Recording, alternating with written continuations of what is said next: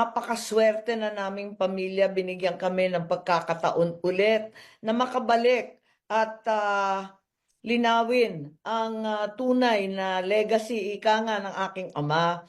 Ngayon, parang nasasayangan ako dahil eto nga 3 taon na, nauubos ang panahon sa politika, sa paghihigante, pakikiaway. Sana tinutukan na lang natin yung expectation ng tao sa Marcos, infrastructure, agrikultura, murang pagkain, mga trabaho, yung mga magandang iniwan ng aking ama, sana itinuloy, sana tutukan pa rin natin yan.